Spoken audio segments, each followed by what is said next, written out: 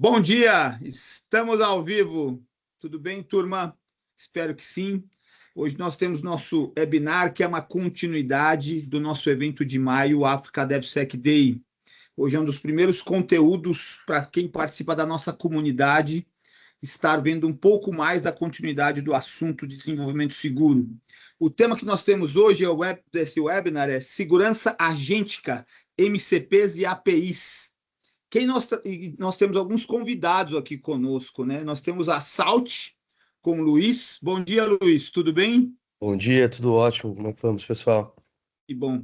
E temos a presença novamente da OASP, que é uma alegria para nós aqui. Carlos, muito bem-vindo. Bom dia. Bom dia, Márcio. Bom dia a todos. Muito obrigado pela oportunidade. Espero que a gente consiga trazer um conteúdo de relevância aí para todo mundo. Tenho certeza disso, viu, Carlos? Tenho absoluta certeza disso. A tua apresentação no Africa DevSec Day em maio foi um sucesso, muito elogiada. É sempre um prazer para nós termos vocês aqui conosco. Maravilha. E aí, só explicando um pouquinho mais da comunidade, gente, quem puder se inscrever na comunidade, vai, além de ter acesso ao nosso portal com os conteúdos que nós estamos postando lá, também vai ter acesso constantemente aos convites que nós fazemos para os futuros webinars que a gente vai fazer ao longo do ano, até o próximo Africa DevSec Day, que na sua quarta edição, que acontece muito provavelmente em maio do ano que vem. Então, a gente vai dando continuidade nessa geração de conteúdo de valor para que todo mundo tenha acesso aí a informações, tenha acesso às boas práticas de segurança para desenvolvimento seguro. Eu vou passando a palavra para você agora, Carlos, para que você inicie a apresentação e, na sequência, nós vamos ter o Luiz da Salt. Perguntas, turma, vamos jogar no site. Maria Beatriz, que está comigo aqui, nossa gerente de marketing, a pessoa responsável por fazer o Africa DevSec Day, fazer o webinar, fazer tudo acontecer no nosso marketing aqui. Ela vai tomar notas das questões e a gente vai, ao final do webinar, a gente abre um espacinho para responder. Então, à medida que vocês vão ouvindo, pensando alguma coisa, compartilhando uma ideia ou uma pergunta, joguem no chat e ao final nós respondemos todas elas aqui. Tá bem? Carlos, pode subir sua apresentação, a bola está contigo. Maravilha. Vamos pegar aqui a tela da minha apresentação. Já está no gatilho? Sim, está postado aqui. Maravilha. Então, vamos só voltar aqui para onde eu preciso e a gente já começa. Maravilha, pessoal. Bom, primeiro, bom dia a todos. Agradecer o tempo, a disponibilidade do pessoal que está aqui com a gente. Agradecer ao Márcio pela oportunidade de novo, a Bia pela organização impecável de sempre, a Dani da Salt pela oportunidade, o Luiz por estar junto aqui com a gente. E vamos exercer um pouquinho daquilo que a gente talvez mais gosta de fazer, que é sentar para conversar sobre tecnologia. Eu estou aqui hoje um pouquinho para falar sobre o Agentic Skills Top 10 da WASP, que acho que é um tema bastante relevante hoje em dia, né, com o advento de IA em todos os sentidos da cadeia de tecnologia. Então, a gente vai começar a falar um pouquinho aqui sobre esse trabalho que a Fundação WASP executa, relacionado a esses tópicos aqui, né, de Agentic Skills. Então, vamos começar a apresentação aqui, ó. Se não estiver passando os slides aqui, vocês, por favor, vocês me avisem aqui, tá, pessoal? Bom, primeiro aqui, pessoal. Carlos, tá perfeito. Maravilha. Obrigado pelo feedback aí, Márcio. A primeira coisa que eu gostaria de trazer aqui, pessoal, é um pouco dessa timeline, dessa evolução que a gente tem aqui, né, das camadas, desse comportamento que a gente tem em cima da evolução de Agentic Skills, né? Porque quando a gente começou a falar sobre IA generativa, então a gente pensava basicamente o quê? Ter um input ali de um prompt, de um texto, de uma pergunta, de alguma coisa muito básica, e com isso a gente tinha um output da informação que a gente estava tentando buscar, ou tentando prever, ou tentando mitigar, enfim. Então isso era basicamente um input com output e o risco ele era focado em dados. Basicamente a gente tinha o risco de a gente colocar uma informação ou tentar fazer um prompt injection, né, que é o termo mais técnico aí, de a gente tentar buscar uma informação que esteja ali dentro desse nosso modelo treinado e isso acabar retornando uma informação que ele não deveria, né? Talvez uma aplicação que não tivesse com um guardrail bem definido ali, ele acabaria voltando uma informação sensível, uma informação bastante relevante para o negócio. Isso podia ser um problema bastante grande. E aí a gente começou a trabalhar com protocolos de MCP. Aí, quando a gente começa a trabalhar com o protocolo de MCP, ele fala ali, ó, define quais ferramentas a IA pode acessar. Aqui, pessoal, tem um grande lance que a gente fala, tem até acho que é um dos top 10, dos agentes skills top 10. Ele é bastante relacionado com protocolos de MCP, porque os protocolos eles definem o que essas ferramentas realmente fazem e como que elas vão orquestrar esses fluxos de trabalho ali de forma autônoma, para que com essa integração a gente consiga atingir os objetivos que a gente tem, né? Que a gente precisa. Depois disso, a gente basicamente é o tempo, né? Dessa linha do tempo que a gente está, agora é onde a gente se encontra, que é a camada do comportamento, porque ela define como que a IA orquestra fluxos de trabalho utilizando as ferramentas. Então, uma coisa que é muito importante aqui, que é uma lição-chave que a gente deixa aqui para quando a gente está pensando em camada de comportamento, pessoal, que agora o risco ele reside nessa decomposição dessas tarefas, dessas metas, dentro dessa orquestração dessas informações, né? Então, a gente já não tem mais não tem mais, não. A gente não tem só a preocupação do que a gente está colocando dentro do nosso modelo e retirando desse nosso modelo. A gente tem alguma série de integrações externas que muitas vezes a gente não tem visibilidade sobre isso, né? E é um ponto que hoje a gente precisa ficar muito atento, porque tem muita gente utilizando muita coisa nova. Quando a gente fala do advento do Vibe Code, tem muita gente que não é de tecnologia, que está se aventurando aí nesse mundo de Vibe Code, porque a gente consegue gerar muito conteúdo, às vezes a gente consegue até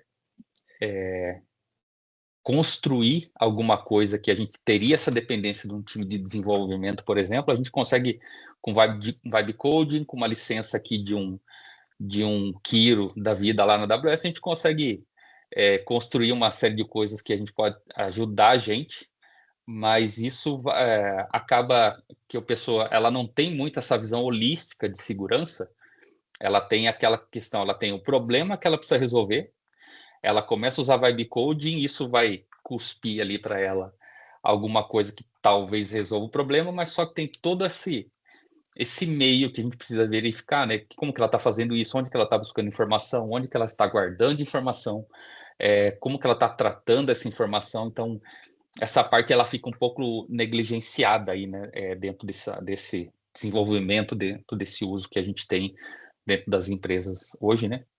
E aí a próxima evolução já é a agêntica, né? Com ações autônomas no mundo real. A gente falando com a gente, basicamente o ser humano ali fazendo a curadoria dessas informações, como que eles interagem e basicamente é só trabalhando em cima de validação de resultado final, né? Basicamente é mais ou menos essa ideia que eu tenho. Depois vocês podem deixar aqui no comentário aqui para a gente discutir, pessoal, se vocês concordam com isso, se vocês têm algum ponto de vista diferente aí para a gente debater. Como a gente falou aqui, como tem muita gente utilizando muita coisa nova, então a gente tem essa expansão dessa superfície de ataque, né? Então a gente tem que aumentar um pouco mais essa nossa visão em termos de segurança sobre como isso está sendo feito, como isso está sendo realizado. E aqui teve uma informação que eu achei muito importante e relevante trazer aqui, sobre um tema que eu estava lendo, sobre a tríade letal, deixar aqui os créditos para o Simon Wilson e para Palo Alto Networks, que foi um framework de segurança utilizado para identificar quando que uma habilidade, né, de um agente, de um skill, ela se torna excepcionalmente perigosa. Excepcionalmente perigosa, pessoal, como vocês podem ver aqui no gráfico, é quando ela atinge basicamente aqui três características principais, né, três três importantes pontos que a gente precisa ter ciência e ter cuidado sobre como a gente utiliza isso, porque o primeiro são a questão dos acessos, né? Porque o agente ele pode conseguir alcançar informações sensíveis, ele pode pegar uma chave SSH que ele está vendo ali, pode pegar um arquivo de carteira, ele pode pegar dado de navegador, ele pode pegar um arquivo, um .env da vida, e através disso ele pode ter acesso ao nosso ambiente de desenvolvimento, a outro tipo de informações ali, né? A exposição, com instruções não confiáveis. Quando a gente fala daqui, o agente vai processar dados, né, de fontes validadas, incluindo essas instruções em skills externas, arquivos de memória e e-mails recebidos. Quando a pessoa está colocando uma dependência, vamos pensar alguma coisa relacionada com cadeia de fornecimento. O cara está trazendo um monte de bibliotecas, algumas skills, que ele não tem certeza se aquilo foi verificado ou não, se aquilo não tem algum código malicioso ali dentro, ele está trazendo em busca do resultado final e ele não tem basicamente essa noção, né? E quando ele fala de comunicação externa, ele possui a capacidade técnica de extrair um dado e fazer ali o egress de rede. Ele pode mandar essa informação para uma fonte externa de rede. Ele conseguiu filtrar uma informação, um dado sensível, ele está jogando isso para um repositório, para algum outro lugar que ele possa verificar isso depois com calma, sem ter que ficar dentro do ambiente ali, né? E aí ele pode fazer isso através do ingress de rede, pode, sei lá, utilizar chamada de webhook, ele pode utilizar um curl, existem N maneiras de esse atacante ele executar isso, né? E a tríade letal é quando o atacante ele consegue juntar um pouco dessas três superfícies aí, ele conseguiu juntar um pouco de cada uma, aí é a tríade letal, né? Porque ele pode utilizar aqui arquivo de identidade persistente, configuração de protocolo, de manifesto, ele vai subverter, como ele diz aqui, tudo isso daqui, ele vai ter toda a informação que ele precisa para ele ter acesso dentro do nosso ambiente, dentro da nossa aplicação, e aí a gente pode entender que isso aqui é a nossa tempestade perfeita, né? Um outro ponto aqui, pessoal, que segundo o estudo do Simon, que ele fala de uma necessidade, nada técnico, a gente está falando basicamente de governança, de a gente propor um formato universal de skills para fechar todos esses pontos que estariam abertos, todas essas lacunas aí, trabalhando com a allow list, né? E de domínio explícito para acesso à rede e políticas de negação. Então, basicamente, a gente teria um template básico de como criar essas skills e como a gente ia utilizar isso e como que a gente ia compartilhar isso para a gente minimizar um pouco esses perigos, esses riscos, né? Aqui, pessoal, eu imagino que a maioria já tenha contato, já deva saber mais ou menos como funcionam as listas do Top 10 da WASP. A gente tem aqui uma específica do Agente Skills Top 10, que é a sigla que vocês estão vendo aqui na tela. Eu separei algumas aqui, que vão poder, pelo menos na minha visão, são as 4 dentro do tempo que a gente tem para discutir hoje. Eu achei que eram as 4 mais importantes. Vocês estão vendo aqui que a gente pensa aqui em termos de frequência de impacto. A ST01, Malicious Skills, que pode ser o quê? Um malware distribuído disfarçado de automação utilitária nos registros de IA. Com isso, pessoal, a gente pode pegar uma skill projetada intencionalmente para exfiltrar dados, criar um backdoor persistente, executar alguma ação que seja destrutiva dentro da nossa aplicação ali. E isso está, de alguma maneira, disfarçado de uma skill, de uma aplicação que seja importante ali para dentro da nossa realidade, né? Então, esse aqui, por isso que ele está no número 1 aí. O número 2, Supply Chain Compromise, envenenamento de dependência e falsificação de skills em larga escala. Nesse caso, os ataques eles visam que as dependências, atualização e próprio registro das skills, e esse perigo ele vai residir no fato de que esses arquivos de configuração dentro dos repositórios eles funcionam como uma camada de execução silenciosa.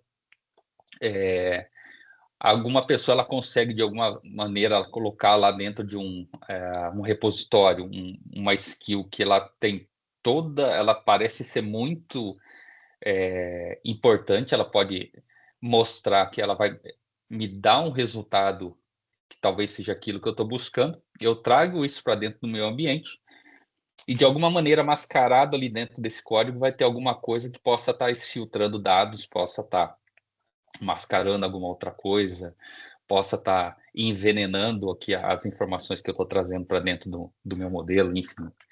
Basicamente é nisso que funciona. A ST03, Overprivileged Skills, vazamento de credenciais via YAMLs de manifestos com permissões não refinadas. Então, o que ele vai fazer? Ele vai solicitar e vai receber permissão além do que aquilo que ele precisa, além daquela função principal.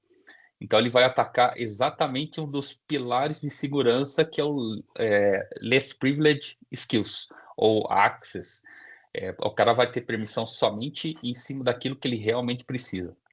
Nesse caso, ele vai estar usando esse ataque aqui para ele buscar aumentar esse nível de permissão aí para criar uma superfície maior de ataque para ele ter acesso a mais informações, né?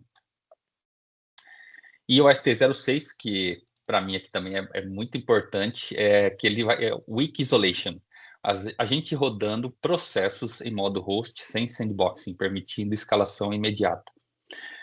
O cara vai conseguir executar os agentes diretamente aqui dentro do sistema que a gente está hospedando, seja local, seja dentro da nuvem.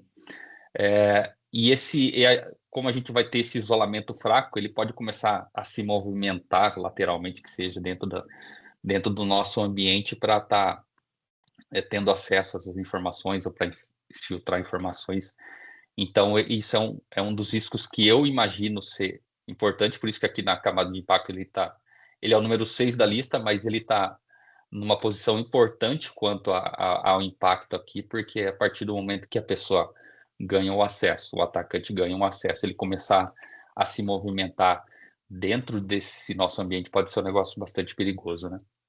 E aqui um item aqui, uma frase que eu achei bastante interessante, até tomei nota aqui para trazer, pessoal, que assim, eu não vou saber atribuir ao dono aqui, mas eu vou, se eu conseguir aqui depois eu passo para o pessoal aqui da África compartilhar com a gente, que o ataque ele não é mais contra o código, é contra o plano de voo.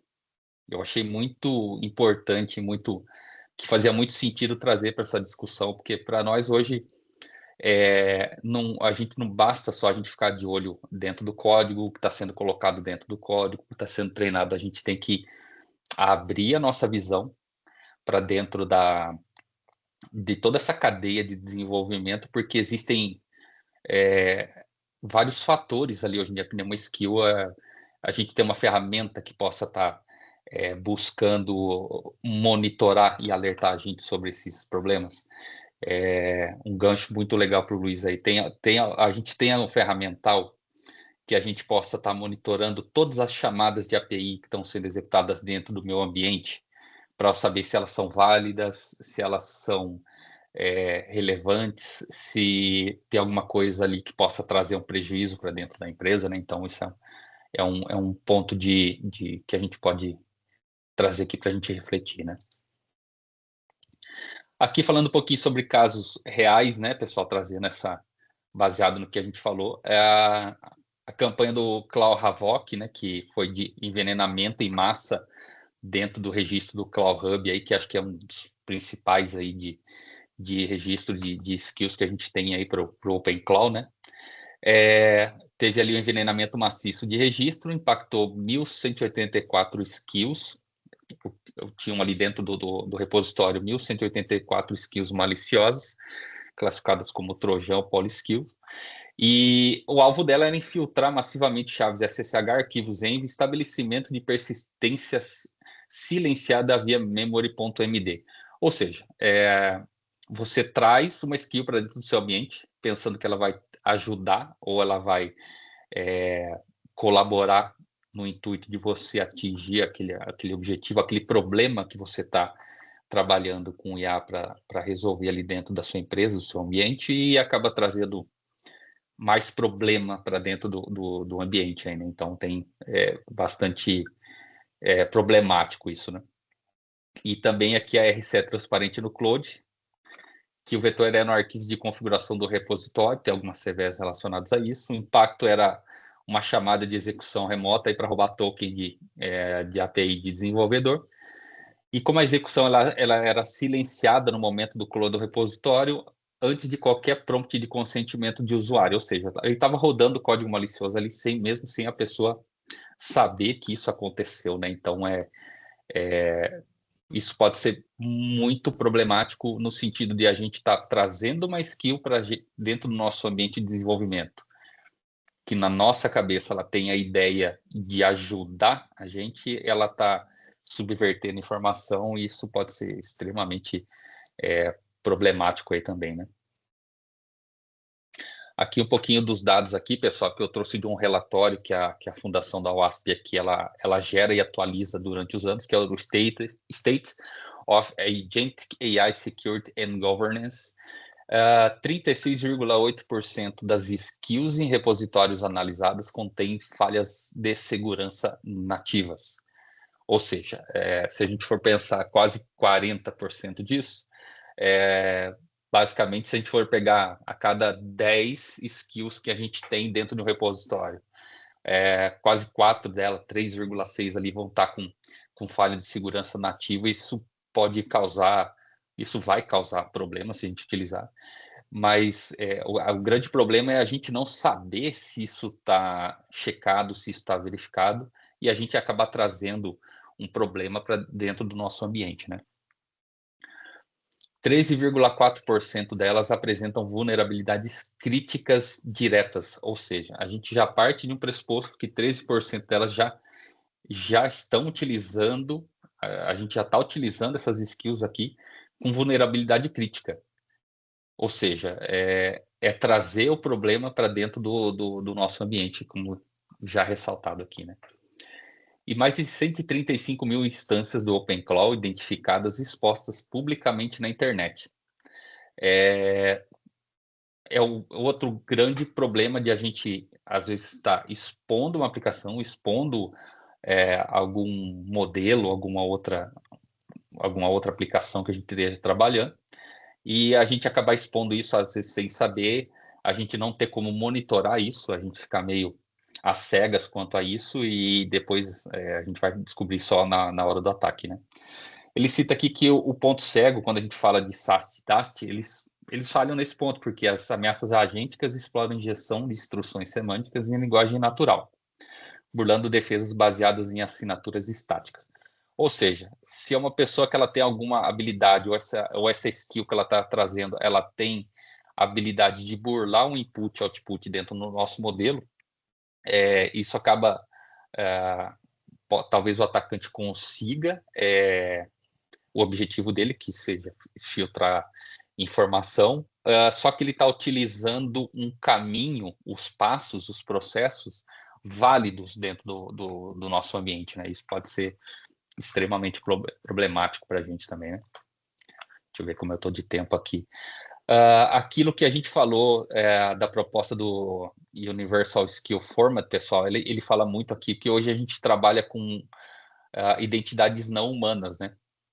E isso pode se tornar um desafio, porque quando a gente fala basicamente, a gente está utilizando um usuário que ele vai ter um acesso, mas quando a gente está falando de uma skill, ela vai ter uma identidade, uma identidade de serviço ali que ela vai precisar para estar rodando a isso, para estar interagindo, né, com o nosso ambiente. E de uma certa maneira a gente não tem visibilidade sobre isso, e isso acaba utilizando inteligência aí para uma função, talvez uma tarefa que não seja muito nobre, né? Isso pode trazer um problema.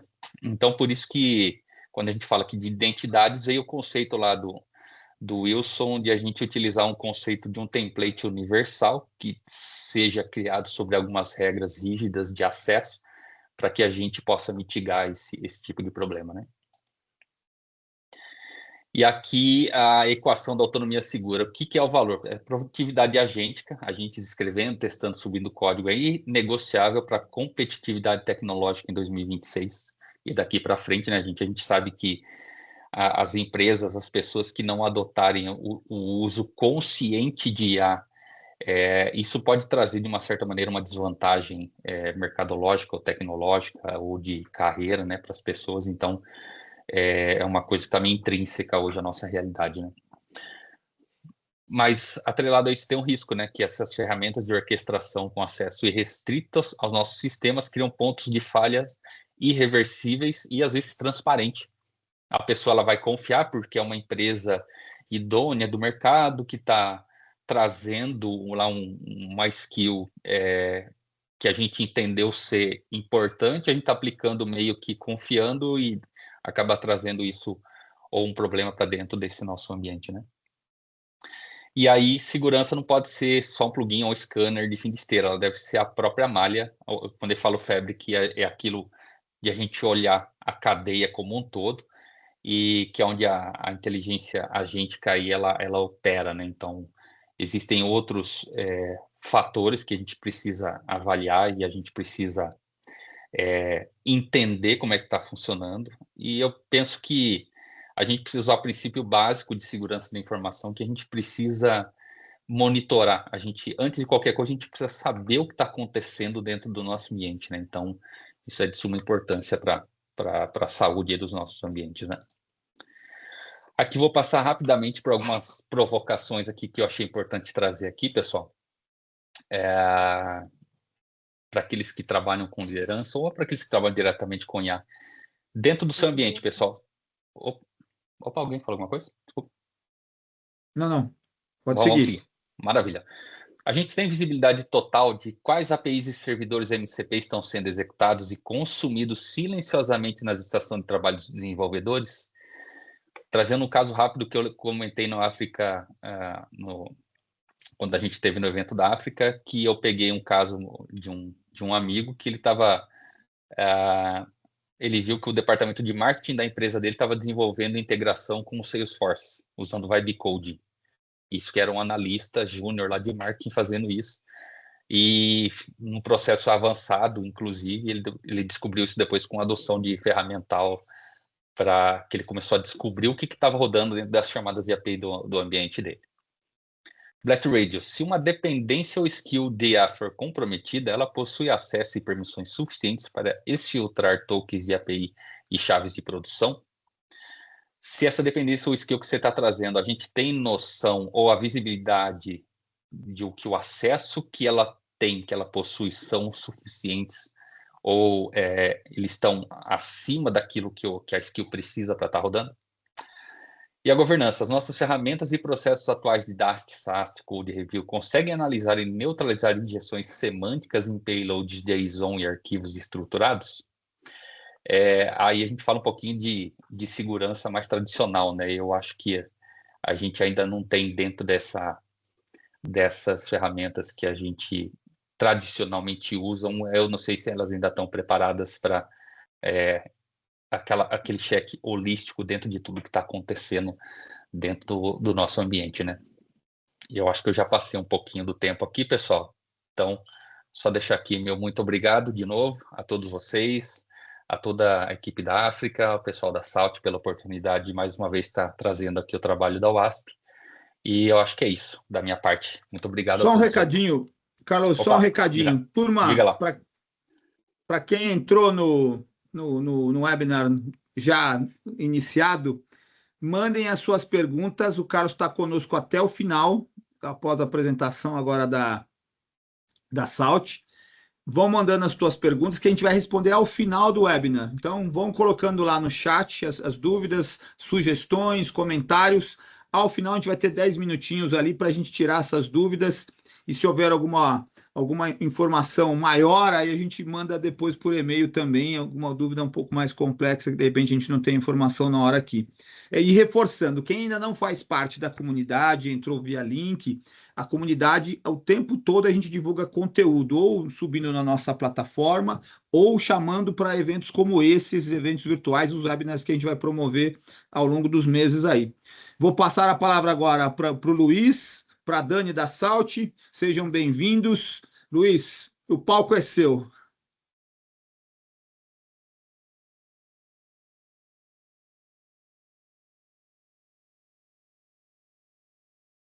Beleza. Luiz, acho que você está no mudo. Não, apareceu uma notificação bem em cima do microfone ali. Beleza, gente. Então, o Carlos trouxe uma visão, assim, muito específica quanto ao que a gente tem visto quando a gente fala com alguns clientes, com algumas pessoas de mercado. E vocês vê que mostra um padrão que a gente não tem visibilidade total sobre o que as pessoas e os agentes podem fazer, qual que é o blast radius, né? O impacto do que eles podem fazer dentro do nosso ambiente. Eu quero dar um passo para trás aqui e também mostrar como que as IAs elas funcionam na hora de criação desses mesmos ambientes que vão ser consumidos por IA.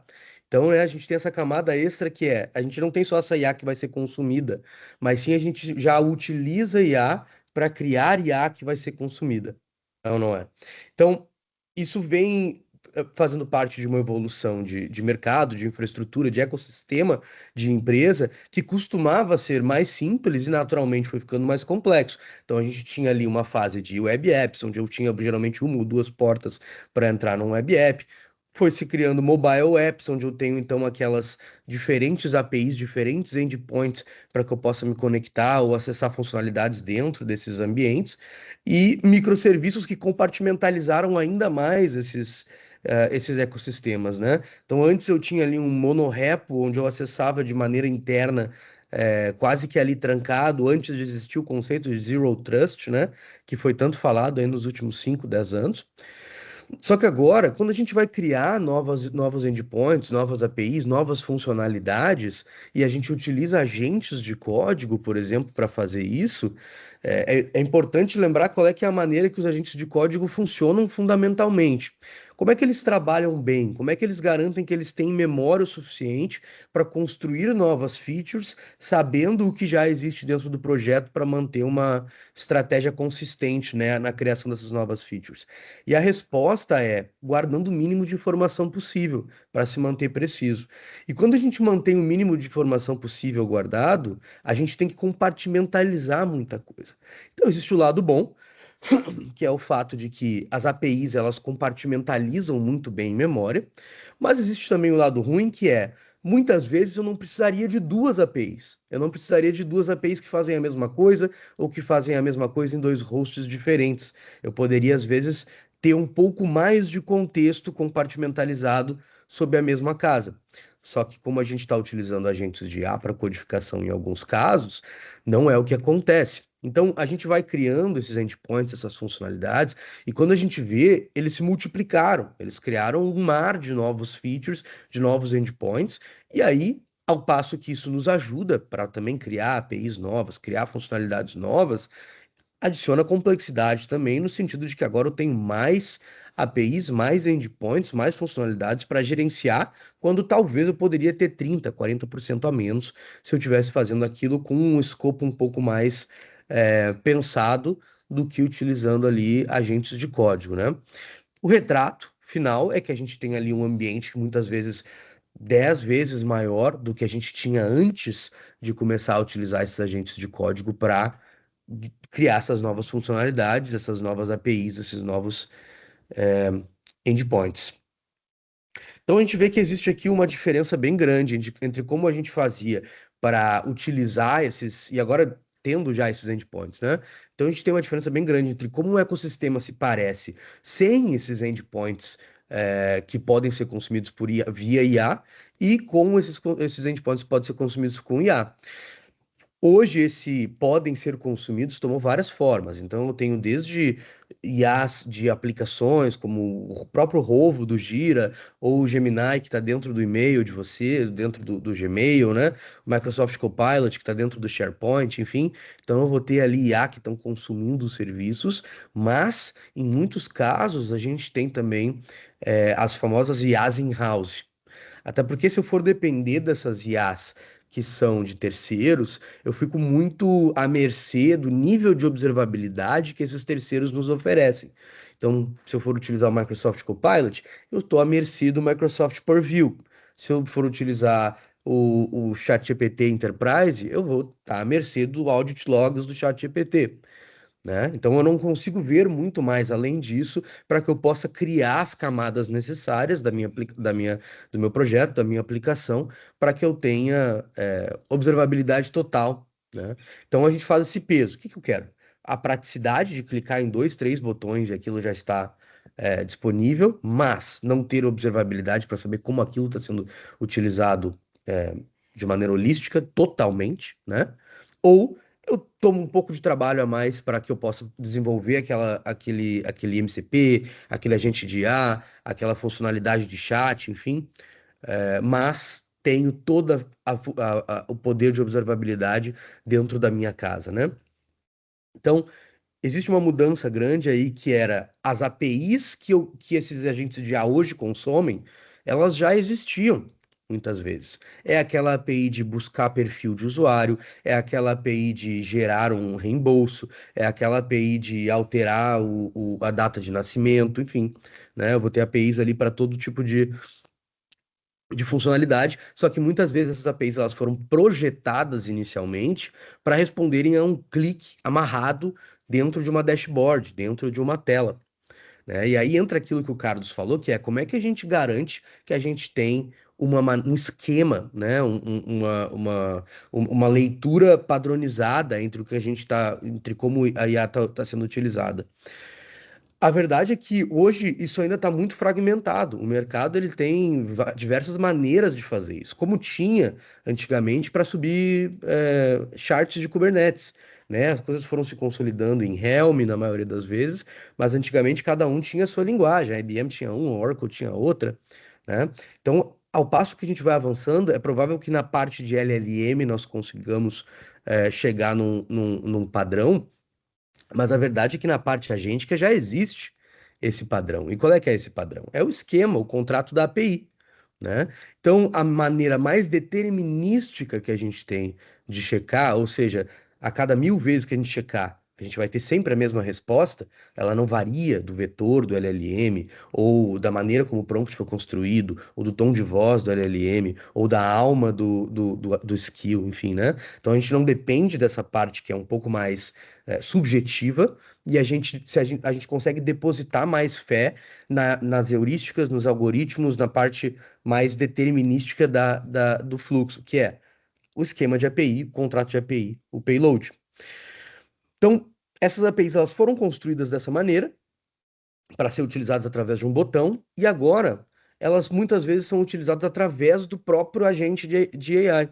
E o agente de AI, pensa comigo, se eu pedir para ele chamar uma API que ele tem acesso, dependendo do meu prompt, ele vai dinamicamente ajeitar o request para contatar aquela API. A pergunta é: essa API está preparada para receber chamadas dinâmicas de acordo com o prompt? Que limites que ela impõe para esse uso, né? Então, eu posso ir para a camada do prompt e dizer, olha, dentro dos possíveis prompts, eu só vou aceitar o prompt que peça isso, isso ou aquilo. Mas lembre-se, para isso a gente vai estar utilizando um LLM para policiar o LLM. Então eu não vou ter um resultado determinístico. A cada 1000 vezes que eu fizer isso, eu vou ter outliers, eu vou ter casos edge ali em 5, 10 vezes que podem me fugir do sim para o não, e aí isso vai me gerar algum tipo de risco. Como que eu tenho certeza que sempre vai ser sim, sempre vai ser não, quando deve ser assim, né? Observando na camada de API, dizendo, olha, essa chamada, não quero saber o que aconteceu no prompt, mas essa chamada eu não aceito, porque esse usuário não tem a autenticação certa, esse usuário não pode acessar esse recurso, essa API só aceita GET ou POST, não aceita DELETE, enfim. Então eu tenho parâmetros que me ajudam a parametrizar, né, essas chamadas e dizer se sim ou não. Eu quero que vocês retirem desse momento aqui pensa só, como esses agentes de IA, que agora têm acesso às mesmas APIs que já existiam, não estão mais na borda do ecossistema, como se estavam antes.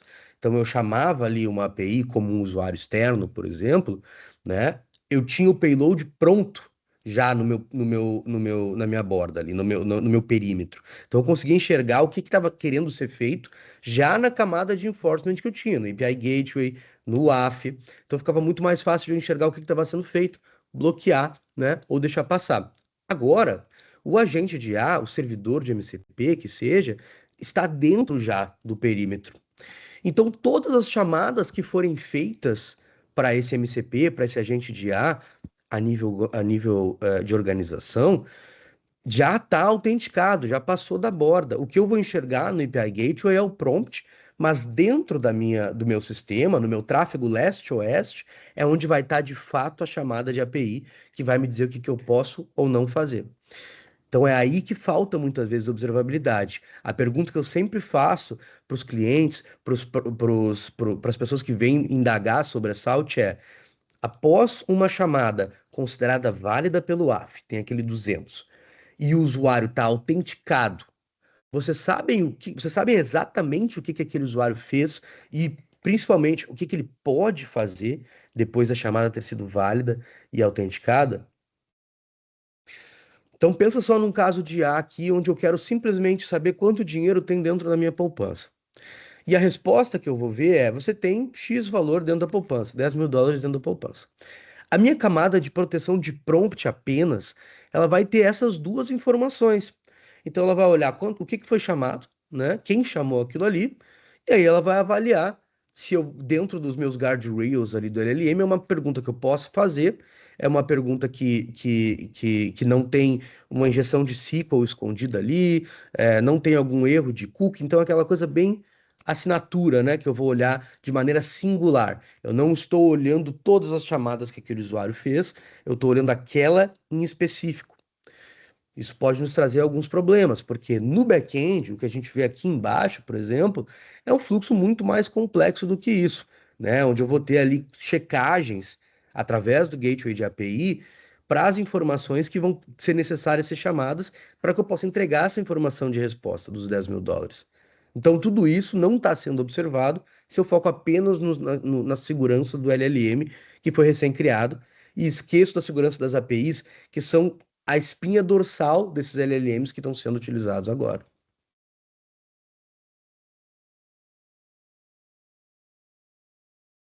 Eu queria trazer um exemplo real aqui de como isso pode ser explorado, tá? E a gente tem um caso aqui bem emblemático do McDonald's que aconteceu no ano passado, que foi justamente um bola, então totalmente a ver com o que a gente tem falado aí com a equipe do OASP, tá? O que aconteceu? O McDonald's ele tinha uma IA para candidatos a vagas de emprego. Então ele poderia perguntar ali como é que estava o andamento da vaga, atualizar algum dado, enviar um currículo, etc. Né?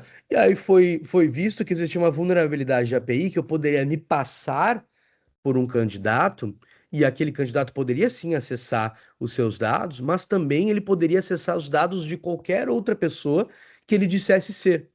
Então, se eu falo, olha, meu nome é Luiz, né? Tô acessando aqui, eu tenho o meu token de autenticação. Eu vou ter ali os meus dados e tal. Agora, se eu falo, meu nome é Márcio, meu nome é Carlos, e tá aqui o meu mesmo token de autenticação que eu usei para o Luiz. A IA não fazia essa distinção. Ela não olhava o token de autenticação e batia com o recurso que estava sendo chamado para dizer, olha, esse teu token de autenticação pertence ao Luiz e o Luiz só tem acesso a essa informação. Então foram vazados 64 milhões de registros dos candidatos, simplesmente com um script que fazia isso.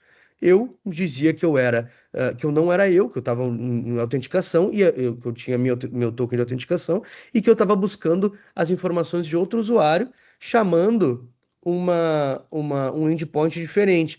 Então, primeiro eu chamo 6418571, depois 42, depois 43, 44, 45. Em nenhum momento o McDonald's me parou, né? Eu sendo o ataque nesse cenário, para nos dizer, olha, você não tem acesso a esse recurso.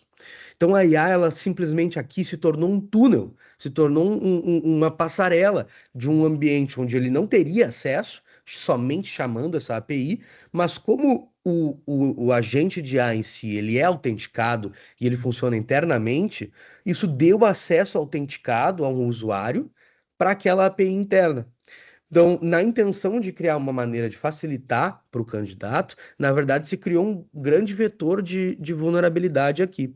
Então, o modelo de IA era seguro, né? Era um agente versionado, atualizado, tinha todas as informações de guardrails, os tipos de pergunta que poderiam ser feitos, o que que ele pode responder, mas a API, que era a espinha dorsal desse agente de IA, não estava protegida contra essa diferença de chamada que o LLM poderia fazer para ela. E aí, sem observabilidade, sem maneira de remediar isso, só o que sobra é descobrir depois que o impacto já foi feito.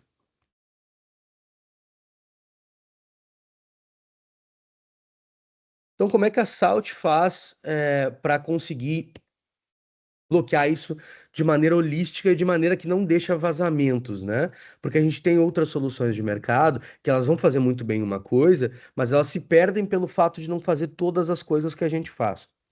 E eu quero deixar bem claro aqui que, na maioria das vezes, existem três gaps principais quando a gente fala de APIs que, quando resolvidos, nos dão robustez o suficiente para começar a trabalhar em corrigir, criar boas práticas e impedir que novos ataques aconteçam.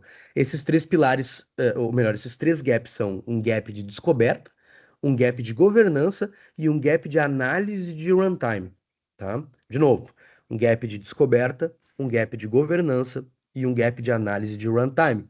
Então a gente cobre esses três gaps com três pilares que a gente utiliza aqui dentro: Discover, Govern and Protect. O Discover, ele é talvez o mais essencial deles, que responde à pergunta: como é que eu protejo aquilo que eu não vejo?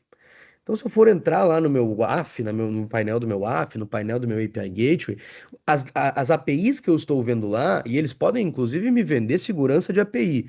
As APIs que eu estou vendo lá são as APIs que eu lembrei de registrar, as APIs que os meus desenvolvedores lembraram de colocar lá para que sejam gerenciadas. A pergunta que eu faço é: tu tem certeza que todas as tuas APIs foram lembradas de ser registradas lá? Então, eu não posso proteger aquilo que eu não enxergo. A descoberta mata justamente esse gap. Então a gente faz uma descoberta tanto externa quanto externa dos ecossistemas para te dizer quais são as APIs que hoje tu gerencia e quais são as APIs que hoje tu não está gerenciando. A partir daí, eu quero começar a colocar regras nas minhas APIs e garantir que essas regras sejam observadas. Então eu começo a trabalhar com governança para que eu tenha certas políticas de como essas APIs devem ser arquitetadas. E caso algo fuja desse escopo, eu sou alertado imediatamente e posso mandar para o meu time de desenvolvimento, para o meu time de DevSec, para que eles possam voltar a trabalhar dentro dessas APIs e fazer com que elas não tenham mais, seja uma vulnerabilidade, seja uma falha de configuração, seja um vetor de ataque, né? Tudo isso a partir ali de mais de 100 políticas que a Salt já entrega pronta, mas que também permite que os seus clientes possam criar essas políticas da maneira como quiserem, com a especificidade que eles tenham, tá? A parte final é a parte do Protect, que é justamente observar como que essas APIs que foram descobertas e que estão em processo de implementação de governança e correção de vulnerabilidades, como que elas estão sendo utilizadas hoje. Enquanto elas têm vulnerabilidade, enquanto elas têm falha de configuração, eu preciso continuar observando elas. Eu não posso esperar que eu vou só observar elas daqui a 6 meses, um ano, quando elas estiverem corrigidas, né? Então, o que está acontecendo? Qual que é o tráfego que está fluindo por essas APIs? Então, eu vou conseguir enxergar ali todo o payload, todo o request, todo o response e fazer uma análise baseada em comportamento, completamente diferente do que o WAF, API Gateway, SAST, DAST fazem, que é olhar informação por informação como se ela vivesse no vácuo.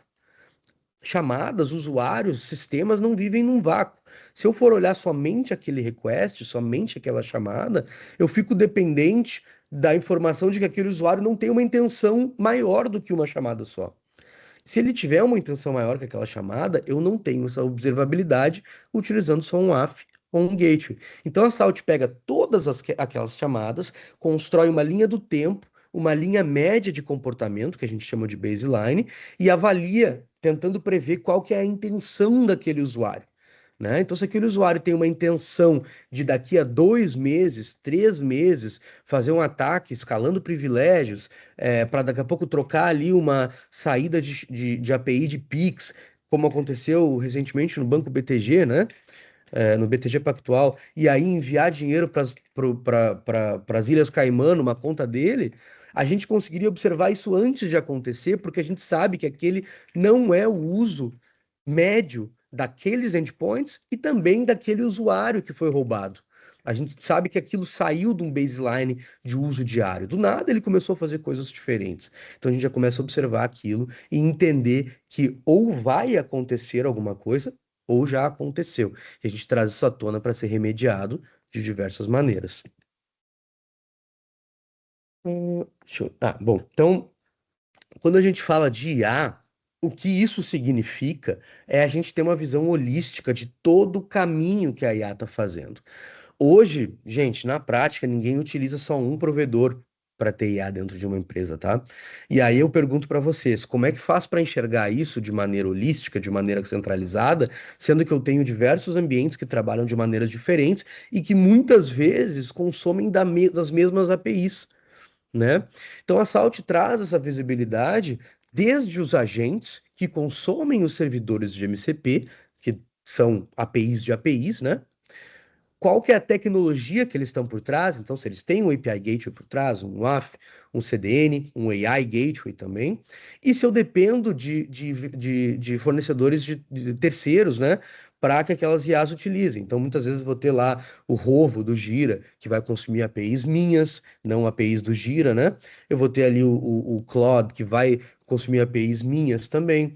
Então, eu tenho essa visibilidade desde qual agente pode acessar quais endpoints e qual o risco que esses endpoints oferecem quando utilizados por esses agentes. Até porque lembra que eu falei do McDonald's e outros casos, né? Se eu tiver esse agente, esse MCP, disponível externamente para os meus clientes, lembrem-se que para ele poder chamar essas APIs, ele precisa estar autenticado e ele precisa estar interno para chamar essas APIs. Ele não vai chamar isso de fora do perímetro. Então, pensem só, se eu não tiver isso completamente amarrado, com segurança total, eu vou ter um usuário externo, aquele que está conversando com o chatbot, consumindo um endpoint que está externalizado, mas que trabalha internamente com autenticação para chamar APIs internas, consumindo APIs internas.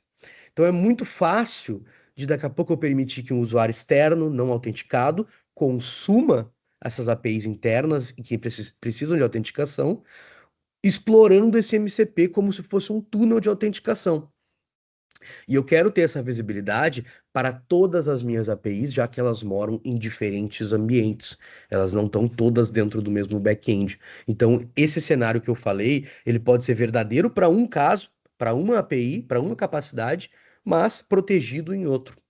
Então, a Salt traz esse tipo de visibilidade completa de como os MCPs e agentes de IA estão consumindo das APIs que existem dentro do ambiente, visibilidade que não existe em nenhum outro lugar. A partir daqui, a gente entra nas APIs, começa a enxergar os riscos que a gente comentou até agora e também ver se existem atacantes, né, ataques acontecendo ali no runtime que tenham que requisitem de remediação. Finalizando, pessoal, a gente sempre começa pelo um Surface Report, tá? É o primeiro ponto que a gente trabalha com clientes, com prospectos, para entender a superfície de olhar, a superfície externa daquele usuário, desculpa, daquela organização. Então a gente vai ver qual que é o tamanho da superfície e, principalmente, quais são os sintomas observáveis quando a gente olha para essa superfície. Porque o sintoma não é o que a gente quer passar para o prospecto, para o cliente, dizer, olha, tá aqui, ó, vocês têm 100 hosts que não tem WAF, não tem API Gateway. Se fosse isso, vocês resolvem isso, coloca lá o endpoint no WAF, no API Gateway, a gente roda um outro Surface Report no mês seguinte, o mesmo problema vai acontecer. Novas APIs vão ser shipadas, novas APIs vão ser atualizadas, e o sintoma foi resolvido anteriormente, mas ele reaparece porque a doença continua lá, que é aquilo que eu falei para a gente finalizar. Lembram? Gap de descoberta, gap de governança e gap de análise de runtime. Tá certo, pessoal? Agradeço muito a atenção de vocês. Vamos para o Q&A. É isso, Márcio? Oi, Vamos para o Q&A, então? vamos agora para as perguntas, Luiz. E temos uma pergunta para você, do Gleidson Almeida aqui. O que ele está perguntando? Luiz, a solução também é capaz de governar as interações dos usuários, seja via browser, CLI, app, com as LLMs free, pessoal ou corporativas? Ou o foco é no tráfego de APIs? Boa pergunta. Assim, Também essas, gostei. essas APIs corporativas, elas dependem muito dos logs de auditoria, tá? Então, os logs de auditoria que elas nos oferecem é o que a gente consegue consumir. É aquilo que eu falei, lembra? A gente faz um trade-off, que é utilizar esses LLMs, esses ChatGPT Enterprise, Cloud Enterprise, Microsoft Copilot, a gente fica à mercê dos logs que eles nos oferecem, né? Agora, a gente não está olhando exatamente para o ponto inicial ali. A gente quer enxergar o tráfego que inevitavelmente vai passar por algum lugar. Se eu utilizo um ChatGPT Enterprise, pessoal, a gente não pode esquecer de ter ali não é porque a gente utiliza uma ferramenta third party que eu posso esquecer de ter ali um WAF, que eu posso esquecer de ter ali um API Gateway, tá? Então, o WAF, API Gateway, ele vai receber essas chamadas do LLM, independente se está passando pelo CLI, pelo app, eu tenho que ter, tá? Se eu não tiver, eu estou à mercê ainda. Então, se eu tenho ali um lugar por onde passa, eu posso coletar aquele tráfego ali e enxergar quais são as APIs que estão sendo chamadas, qual que é o prompt se ele tá tentando injetar alguma coisa. Agora, o foco, né, respondendo a tua pergunta, o foco é o tráfego de API. Mas o tráfego de API, ele acontece independentemente. Ele vai existir sempre, né? Quando a gente está chamando ali uma ferramenta de LLM, ou seja pelo CLI, seja pelo app, se eu estou conectado com as ações, se eu estou conectado com a camada de ação da minha empresa, vai existir uma chamada de API. O ponto é, onde está qual que é o melhor momento de eu enxergar aquilo? No edge, no perímetro, é no back-end, é no API Gateway, é no WAF. Então, isso a gente vai tudo conversando com as empresas para entender qual que é essa arquitetura deles, para que a gente possa indicar, ó, o melhor ponto para a gente visualizar o maior nível de tráfego vai ser esse aqui ou aquele ali. Respondido a tua pergunta? Eu gostei da resposta, Luiz. Vamos ver se tem uma outra pergunta aqui. Valeu, Gleidson. Ah, o Gleison respondeu aqui. Top. Legal. Vamos ver. Tem mais alguma pergunta? Não temos nenhuma pergunta a mais. Alguma consideração final, Luiz? Quer Eu acho que eu fazer? vou questionar a Dani se ela tem alguma consideração final. Dani, deixar aí algumas palavras para você. Não, pessoal, eu queria agradecer, lembrar a todos que vocês podem pedir esse assessment, que é o nosso Surface Report. A gente só precisa do domínio de vocês. Com isso, vocês vão ter todo um relatório que vai explicar o que está exposto. É um assessment não intrusivo, né? A gente já falou várias vezes, mas ele dá alguns insights importantes que vocês já podem começar a trabalhar. Então, por favor, nos avisem se vocês tiverem interesse. A África é um parceiro muito qualificado, tem time técnico, também pode ajudar a traduzir um pouco do relatório em relação a quais são os riscos reais que vocês podem estar enfrentando. Então, convidar vocês também, além do Surface, para acessar o nosso site, salt.security. A gente não entrou em funcionalidades, obviamente lá tem muita informação, mas tem uma funcionalidade muito legal chamada Salt Code, que hoje vocês podem baixar gratuitamente do site da Salt, vocês vão receber um token para acessar o nosso MCP de políticas que vocês podem mandar lá para os desenvolvedores. A África é parceiro, né, focado nessa área de DevSecOps. A gente sabe que é um desafio para os times de desenvolvimento, né? E na verdade para as empresas, essa definição única, né, do que é uma API de qualidade, desde lá do desenvolvimento do código até a parte de monitoração em produção, que é onde está o core do Salt, mas a gente gerou essa funcionalidade justamente para ajudar que o time de dev tenha a visão clara do que o time de segurança espera. E é uma forma muito automatizada, muito legal de vocês testarem uma das funcionalidades do Salt. Então, agradeço aí ao time da África, Luiz, pessoal da UASP aí em nome da Salt pela parceria. Esse material que a Dani comentou, a África, o que ela consegue apresentar para os clientes, tanto numa visão técnica quanto numa visão executiva, para diferentes fóruns observarem os resultados. Carlos, considerações finais? Bom, só agradecer a todo mundo, a Dani, você, Márcio, Luiz, aí pela brilhante apresentação. O pessoal que esteve junto com a gente aqui pelo tempo, pela disponibilidade, e é isso. Vamos nos vendo pelos próximos eventos aí. Turma, antes de encerrarmos, a Bia postou aqui, para quem quiser, ainda não está na comunidade, quiser participar da comunidade África DevSec, para receber os conteúdos, receber as chamadas para esse tipo de webinar, também as nossas redes sociais, quem quiser acompanhar um pouco a África e os conteúdos que postamos lá. Tá bem? Podemos encerrar, Maria Beatriz? Ô, Márcio, lembrei de uma coisa. Diga lá. Dia 26 de agosto, semana que vem, a gente está fazendo um workshop na plataforma Salt. Se você tiver interesse, pode mandar uma mensagem para mim, danielac@salt.security. Vou colocar aqui no chat, porque é um workshop hands-on muito legal. Aí vocês podem ter contato com a solução, conhecer todas as capacidades. Então, vou anexar aqui meu e-mail, danielac@salt.security. Vocês também me acham aí no LinkedIn facilmente, tá bom, pessoal? Fica o convite, dia 26. Excelente oportunidade, turma. Excelente oportunidade mesmo. Gente, vamos encerrando. Vou agradecendo a presença de todos. Tínhamos quase 30 pessoas aqui. Foi excelente o número. E fica o registro aí para que nos acompanhe e acompanhe os próximos conteúdos, os próximos convites. Gente, um grande abraço. Bom dia para todos. Tchau, tchau.